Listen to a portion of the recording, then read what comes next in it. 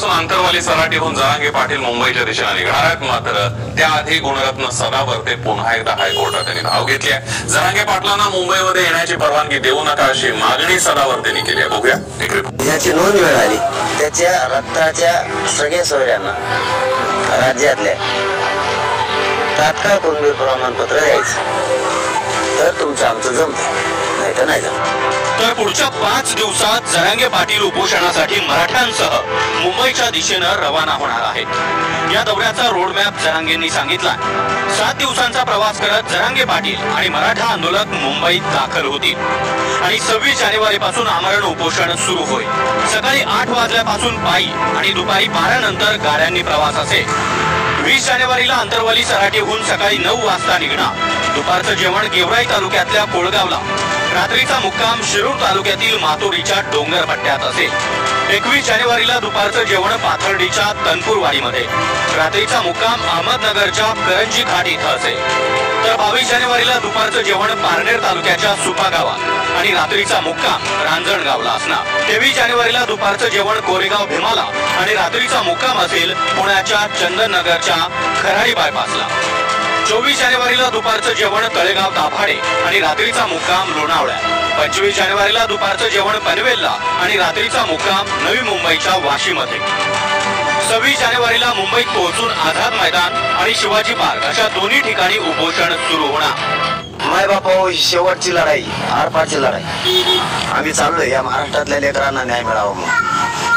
महाराष्ट्रातल्या सगळ्या मराठ्यांच्या पोरांना आणि महाराष्ट्रातल्या मराठा समाजाला सरसकट ओबीसीतून आरक्षण मिळावं म्हणून आपण 20 जानेवारीला मुंबईकडे निघालो आणि 26 जानेवारीला आपण आमरण उपोषण सुरू करतो. हे देशव्यापी आंदोलन असल्यासारखं इतकं टोकाचं आमरण उपोषण होणार. तुमच्या ताकदीवर आणि तुमच्या बळावरती आम्ही मुंबईला चाललोय. महाराष्ट्रातल्या मराठा समाजाला शक्य असेल त्यांनी सगळ्यांना मुंबईकडे या, कारण एवढीच संधी मराठीचे लेकरं मोठं करण्याची. मुख्यमंत्री एकनाथ शिंदेंनी जरांगे पाटलांकडे फेब्रुवारी पर्यंत वेळ मागितली आहे. मात्र जरांगे पाटील पुन्हा एकदा अधिकचा वेळ देण्यास तयार नाही. सरकारकडून आमदार बच्चू कडू यांनी आंतरवाली सराटीमध्ये जरांगेंची भेट घेतली. जरांगेंच्या 3 महत्वाच्या मागण्या बच्चू कडूंनी लिहून घेतल्या असून त्यावर सरकारसोबत चर्चा होईल आणि 20 तारखेच्या आत तोडगा निघाला नाही तर स्वतः बच्चू कडू देखील जरांगेंच्या उपोषणात सहभागी होणार आहे. यामध्ये पहिली मागणी आहे की ज्या 54 लाख नोंदी मिळाल्या त्यावरून 2 दिवसाच्या आत कुणबी अर्थात ओबीसींचं जात प्रमाणपत्र देण्यास सुरुवात करावी. दुसरी मागणी आहे सगळे सोयऱ्यांना देखील दाखले मिळावे, यासाठी 20 तारखेच्या आत अधिवेशन बोलावून कायदा पारित करावा. आणि तिसरी मागणी आहे मराठा आंदोलकांवरील गुन्हे मागे घ्यावे. ज्याची नोंद मिळाल्या त्याला लगेच प्रमाणपत्र आणि त्याच्या नातेवाईकाला पण लगेच 20 तारखेच्या सगळे सोयऱ्यांचा कायदा पारित करा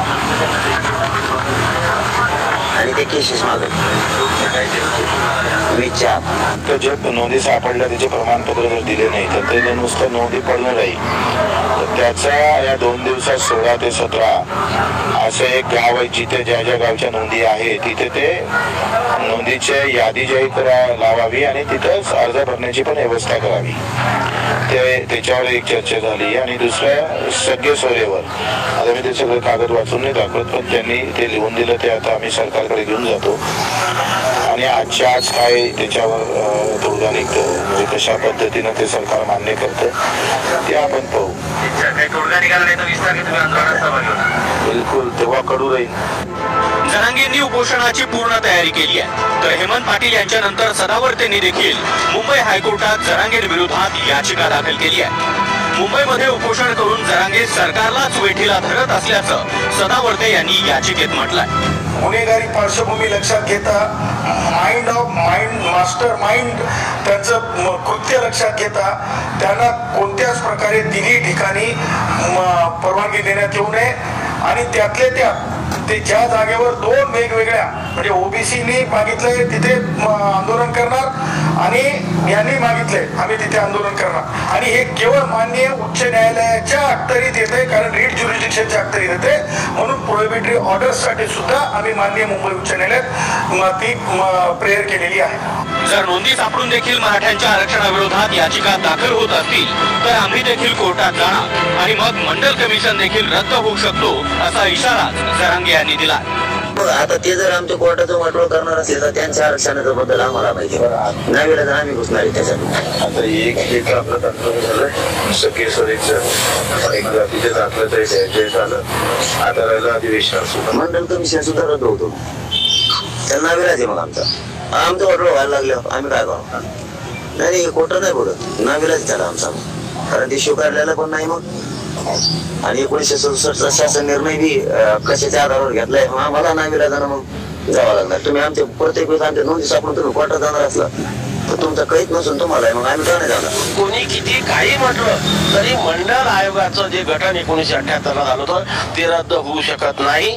आणि म्हणून आम्ही सुद्धा वेट अँड वॉचच्या भूमिकेमध्ये आलो की सरकार जे बोलत आहे, जे आम्हाला लेखी आश्वासन दिलेलं आहे त्याच्यामध्ये बदल करण्याच्या विचारात आहे काय, आणि तशा प्रकारे आहे हे जर आमच्या लक्षात आलं तर या राज्यातील ओबीसी सुद्धा रस्त्यावर येऊन आपल्या संविधानिक अधिकाराचं रक्षण करणार आहे.